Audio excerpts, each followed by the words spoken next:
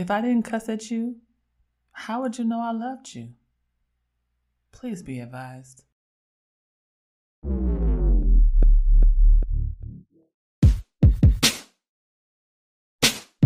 Hey y'all, I'm Jenn. I'm from Oakland and I'm an androgynous, black, lesbian feminist and a lover of all black people. This is Daren. I'm an asexual novelist, researcher, and bona fide comic book fanatic from the widest part of Southern California. Orange County. We're queer millennials with 3 kids and nearly 20 years of marriage. This is a podcast about the realities of blackness, adulting, and relationships. This is That Black Couple.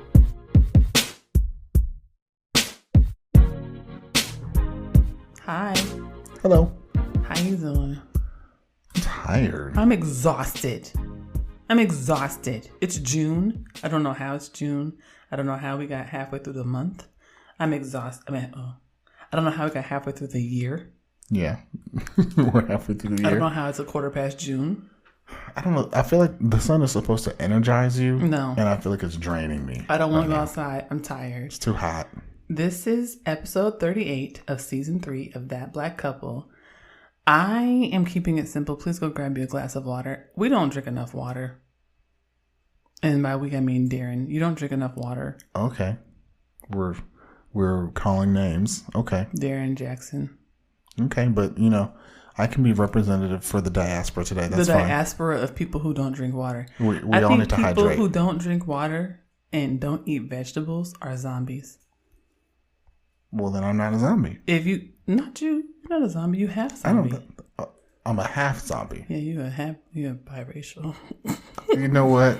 I'm a light-skinned zombie. Is that what you're saying? Light-skinned zombie.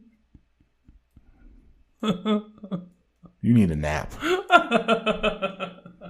Go take a nap. You're a mixed person. You mixed with zombie. Anyway. You're a sicko. All I'm saying is if you are above the big age of 30 and you still don't drink water and eat vegetables by choice, this is not about accessibility. Don't nobody come for me. I'm talking about by choice. Like, I don't drink water or I don't eat vegetables. I'm sorry. You don't have enough friends. You also haven't had a good Brussels sprout. And your gut is disgusting. I love all of you. Drink water and eat your vegetables. Yeah, go get a nice salad. Go get you a salad. Throw some things on there that aren't too mushy or whatever you got to do. But you eat you some vegetables and you drink you some water, especially if you black. Get regular. Especially if you black. Okay, so anyway. Have a seat. This is That Black Couple. I'm Jenn. And I'm Daren. Before we get started, make sure you follow us on Twitter and Instagram at That BLK Couple, on Facebook at That Black Couple, and look us up on the internets at www.thatblackcouple.com. You can stream episodes everywhere. That means SoundCloud. It means Apple Podcasts. It means Google Podcasts. It means Stitcher. It means all those places you stream podcasts. That's where you can find us. You can also find our extra special content on Patreon. So Make sure you pop over to the Patreon site and become a patron, because why would you not want more of us? Right. What is that? Patreon.com/colored convos? Patreon.com/colored convos media. Hey, now here's the thing. I want to reveal something just for our listeners, okay? Can I reveal something really quickly? It's a secret. It's only for him. Yes. Okay. I did something last week. What'd you do? I downloaded an app. What app was it? I downloaded iTunes. I'm still an Android user. Okay. I'm not crossing over. I'm not buying an iPhone. I hate everything about Apple. I am not changing up. I had to download it because my partner has an iPhone and is one of those people who, I don't know, these people are like aliens. They're like, I can't date nobody who ain't got no iPhone because I can't FaceTime. Like, there's no other apps that show your face in 2022. And then your text messages are a different color. Oh no, when I send a text message, sometimes it's a box and not a smiley face. You know what? Okay, listen, all the iPhone users who's listening, I'm not critiquing you personally. They're all triggered right now, by the way. But there are fringe iPhone users who are really, really intense. Who are really intense. And I'm like, girl, you did not build that phone. What did Barack Obama say? You didn't build it? I'm just like, I can't. Okay. Anyway, this is episode 38. We're talking about Black Queer Pride. It's Pride Month. It is Pride Month. And we're both queer. Celebrate. Hallelujah. Hallelujah. So I want us to talk about Black Queer Pride, and I want us to also mention that we are going to have a bonus segment for our Patreon subscribers about critiquing the Black middle class with respect to queerness in Pride Month. So that'll be something that we're newly going to start doing, just dropping a nice little tidbit, snippet, some of our conversations that we have that don't make the actual cut. And that's for folks who subscribe on patreon.com/ColoredConvosMedia. There we go. Are you ready to get started? Let's do it. You gonna start? First things first? First things first. All right, Darren. It is Pride this month. Yes. It is also Black Music Appreciation Month. I know you are excited. Yes, because I truly, in my spirit, in my soul, in your spiritus, in the recesses of your heart, of my existence, in your bone marrow, I truly appreciate Black music. I know you do. Because Black music has got me through. You was born old. I was. You came out like, hey, where is that Luther? I was born by the river. Born by the river. In a little tent. In a little tent. Ooh, that was me. I know. That's who I am. It's in my marrow. I'm not gonna lie. Like, that's one of the things I always liked about you. Because you was like 17 and you was like, I don't care. I'm about to pop in this Brian McKnight. I don't care. I was like, you know what? Be who you are, baby. Be who you are, young man. I mean, music is a universal language. It is. You know, and I just think, you know, you have to be able to accept it for what it is and what it can do for you. And for me, you know, a wide range of things speak to me. Tell us about it. Well, I mean, the first thing I want to say really quickly, Black Music Appreciation Month, it really was started all the way back in 1979. Okay. President Jimmy Carter was the one who actually started it because he wanted to celebrate musical influences that comprise the essential part of our nation's treasured cultural heritage. Really? Mm-hmm. Jimmy Carter. No wonder. See, the black people like him. I know he wasn't a bad dude. He got a bad rap. We kind of fuck with him. Yeah, he alright. Yeah, he alright. You know. Yeah. And so what I like to say for Black Music Appreciation Month, I just think we should honor the legacy of Black music. Mm-hmm.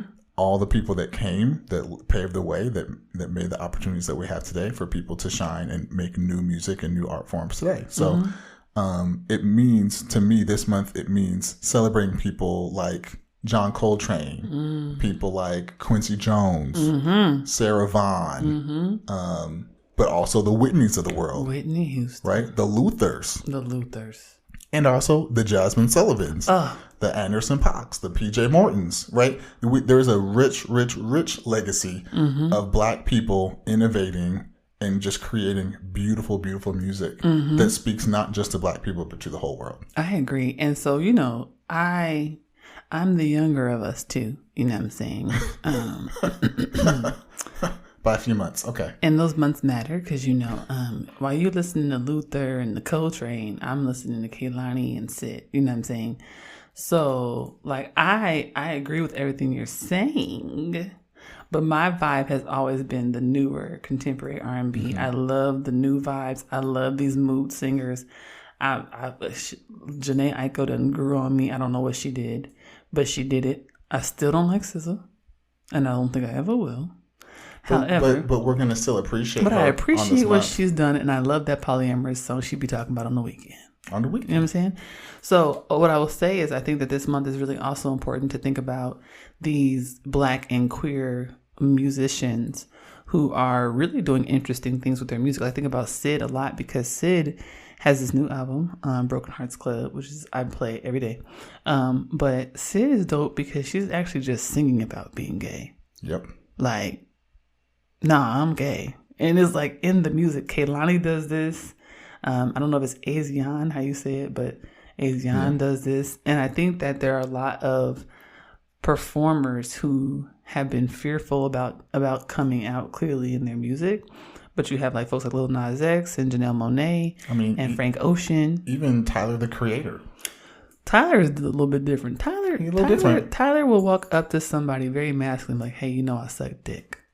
Just to fuck with them. I feel like he's a little bit different. He'd be like, but that's the new age. Hey, Breakfast Club, how do you like rear end penises? Anybody? But that's my point, though. This is exactly my point. It's because of all the work that other people have done that he can do that. Like, you think about someone, even like a Johnny Mathis. Like, he came out, I want to say it was like the 80s. Like, he said, something like, I'm gay. Right? And you have to think about, because of people like that were... You know what's sad, though? What? Luther never came out. He never had a chance. And we will never... No. We'll never know. We'll never know.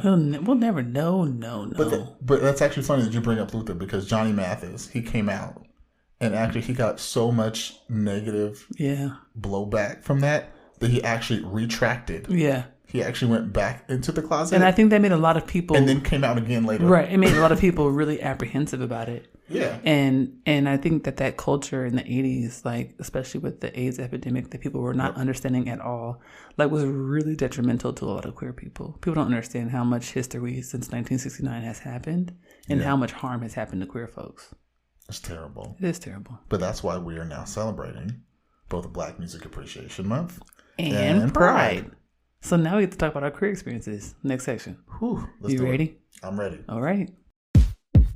This podcast is supported by generous donations from our patrons and listeners. Become a supporter today by heading to www.patreon.com/colorconvosmedia. You can stream the show on iTunes, Spotify, Stitcher, Google Podcasts, and SoundCloud. When you listen, please consider hitting that heart button, sharing, giving us a 5-star rating, and leaving some dope comments. This helps us with our page rankings and gets more listeners for the show. Thank you so much. Okay, we're back. It's time for the conversation. Are you ready to conversate? I love that word. I remember when I was a kid, I used to write conversate at my Catholic school, and my teacher would be like, that's not a word. I'm like, in my community, it is. It is for Black folk. I'm like, Ebonics says. She was like, go to the principal's office.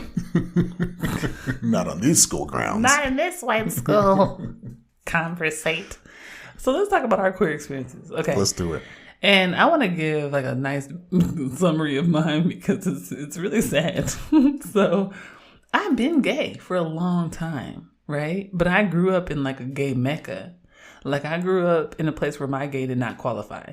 Like people were so gay in Oakland and Berkeley and San Francisco that my gay was like, girl, bye. So like nobody cared. So nobody even really noticed. Like I was a basketball player in high school and junior high school, and I went through my masculine phase. I wore all the baggy clothes. I didn't want to have hair. I cut all my hair off. I did all the things to signal like, hey, everybody, I'm gay. And people who knew. Like people picked up on it. My cousin, there were people who were like, hey, girl, I see you. But I still was very closeted because I have a very religious family. And even though I think people knew I was queer, they were fearful of it. And they were like, maybe we could turn her back straight. So it became like a campaign to like sexify me up and like make me a girl. Do people still do that? I don't know. Do people still think, you know what, you seem gay. Let's just expose you to dick. Let's just turn you in a different direction. I'm like, I don't want that. I don't want it. Like I really think it was like, maybe we just expose her to the penis. She won't go that direction. Here I am, 37. Knee deep. The snake was supposed to charm you, and it didn't. Look, knee deep in coochie. I'm really not. There's no knees in the coochie. But my point being, like, the church was like, we can't lose another one. And they tried to, like, convert me. You know what I'm saying? So I went through this really rough respectability phase where I was like, my body is a temple. I was awful. And Like, I had so much guilt about being gay and about my fantasies and about the fact that when I thought about sex, it wasn't with people with penises. It was definitely people that had the same body type as me, you know? And that was from early childhood. I knew that. That was very clear to me as early as 7 or 8 years old. But I could never talk about it. And it became a very scary thing for me because it's like, you know, they tell you, oh, you're going to hell and, you know, whatever else. So I became fearful of it. So I just buried it and tucked it away. Well, lucky you met me during that time. So boom, bam, pow, 3 kids. Pow, pow, pow. But like, you know, growing up in Oakland like that, around all the people who were allowed to be super gay was really hard. You know what I'm saying? And like, I did gay shit because people were gay. But it was very hard to always be somebody's secret. And I still to this day struggle with like being somebody's secret. I just don't like it. Yeah. And it's very important to me that when people like me or want to be with me, that they are very public about it, because it has been a side of trauma for me being a queer girl who had to hide herself for so long. Well, and I think acceptance is a kind of universal thing for queer people, because there's so many ways that we are not accepted. Mm-hmm. Yeah. And also like it made it harder for me to accept myself. Mm-hmm. You know what I'm saying? Because it's like, am I real? Because the person that I'm like a lot doesn't think I'm real. So is it even real? Which is why I didn't even think I was gay until I was like 30. Because I started talking to people. I was like, hey, I watched this comedy special. And she was saying that this stuff is gay. Is this gay? And they're like, yeah, girl. I was like, you don't do that? And it was like, no. I was like, you don't like boobs? And they're like, no. I'm like, you don't touch on girls. No. I was like, stop it. Yes, you do. And they're like, girl, that's because you gay. Mm-hmm. And I was like, whoa. You know, I just thought that girls are very fine. I like them. I like them a lot. And so I just thought everybody knew that. I thought it was a universal thing. No. No. So then my friends was like, hey, girl. They pat me on the shoulder. Hey, you're gay. hey, I think you're gay. But I mean, how important is that to be affirmed in that way? It was really nice. And I tried to come out to people and nobody was surprised. Nobody cared, you know, no matter the age or background or where I knew them from. So, I mean, for me, you know, that was my queer experience. It was very, very complicated, but I do feel very affirmed in my 30-something adult life. Like, I didn't really come out as a lesbian until maybe 2-ish, 3-ish years ago. And before that, I was like, maybe I'm pan, maybe I'm bi, maybe I'm queer. And now just lesbian feels the best fit for me. And I'm really happy about that. So that's my journey. Wow. It's actually kind of interesting because I feel like my queer journey it's very similar to that, but obviously different, but still very similar to that, because I had the same kind of like disbelief. I think what it is when you're growing up, you know, I've said this before, but I feel like as a kid, you normalize your experience as the same experience that everyone else has. Correct. Yes. So your urges and what you see and how your life is structured, you think, oh, everyone is doing the same things. Absolutely. Unless something is like pointed out to you. Mm-hmm.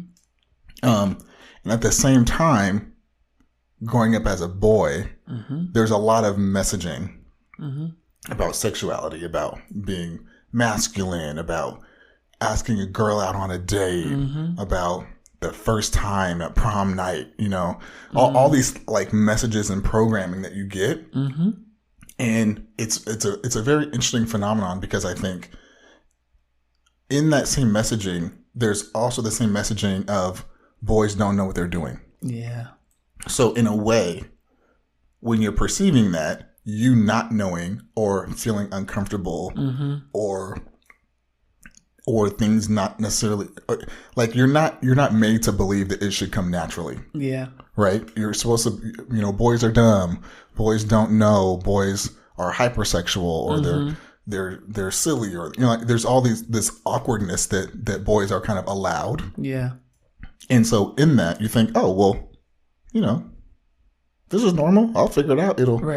At some point it clicks in, you know, you figure it out. Right. And so for me, growing up asexual, I never ever felt like how I felt was weird. Yeah. My assumption was that this is everyone. Mm. Everyone goes through this. And then you try it and you figure it out, and you might be really bad at sex one time, and then you might be bad at sex for a very long time, and then at some point someone pulls you aside and says, "You're bad at sex. Here's the right way."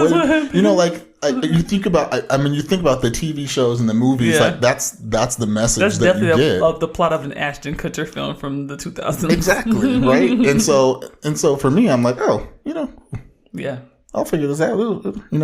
Nothing's wrong. Yeah. This is everyone's experience.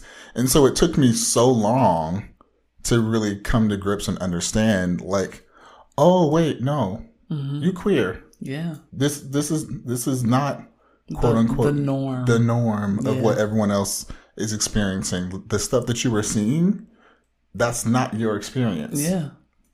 And so even then, once I came to grips with that, it took a lot of time for me to then go back and reprocess my own life through a different lens. You got to unlearn stuff. You have to unlearn it and then see yourself in situations and go, oh, when they said that and you didn't know what the fuck they was talking about. Yeah. That's because you was different. It didn't apply to you. Like most of the other people in the room probably did get it, and you didn't. Like when all the girls and the boys was pairing off, and he was like, "I don't get it," and they was like, "You got to find you a man." I was like, "Why?" Maybe it's because you didn't want one, girl. Maybe you're gay. Yeah. Maybe that's your problem. Or I mean, not a problem, but not a problem. But yeah. But I think that's what's also interesting now, coming into the today, where all of these ideas and these identities are so much more in the forefront. Yeah. That people can understand and really own these identities much earlier. Like I'm in grad school right now, and as a late 30s grad student, a grad student OG. The majority of people I'm in school with are, a decade or more younger than me. Yeah. And I came across another student who was asexual. And I was like, this is so interesting, because that's not where I was at that age. Mm-hmm. At that age, I didn't know what being asexual was. Yeah. I had no understanding at all. Yeah. So to see someone that much younger than me that was fully like, yep, that's my identity. I was like, that's amazing. That's cool. To even think that people have those things now. I know. And it makes me wonder where we're going to go into the future. That's like when I was looking at these prom photos and I saw all these queer babies and they was going to prom. Yeah. And I was like, oh my God, that is so cool. These are the coolest kids I have ever seen in my life. I mean, our kids are cool, but these queer babies at their proms, oh my God, they are so cute. And I'm like living vicariously through them, because I was not able to do that at prom. Like, I went with my best friend to prom, who I also thought was queer. And so I was like, yay, we're gay together. But not really. And then I went to another prom with a boy who was like in love with me, and it was just so awkward, and I hated it so much. And like, I felt like I was supposed to like him because he was the church boyfriend, And I'm like, girl, you really was having fake boyfriends for 3 weeks and stuff. You was doing a whole gay thing. Like, I couldn't stand them boys for longer than 30 days. And I was like, please stop calling me. Mm-hmm. So I think when we think about our queer experiences, I mean, we are very similar in some respects, because both of us came to naming ourselves explicitly later in life. And, sometimes I am sadder about that. I feel like I missed out a lot. But at the same time, I'm excited that even in my 30s, I'm still self-actualizing, and I'm still doing the work to figure out who I am. Yeah, I feel like it's just a different path. Yeah. And so it's like, you take this path and you look at all these doors and you're like, nope, nope, nope, nope, nope. This is the right door for me. Mm-hmm. And that gives you a certain level of confidence and groundedness in who you are and how you're going to live the rest of your life. But also, you and I just had our 16th wedding anniversary. Yes, we did. And we've been together for 20 years. Yes, we have. So that also means we got to go through our queer journey together. Yeah, and I think that's a unique and amazing experience as well. And we caught each other when we still was trying to be straight. So we got 3 kids out of it. We got the best of both worlds. Hey.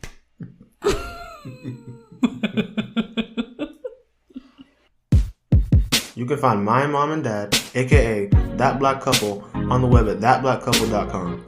That Black Couple is owned and operated by Color Combos Media.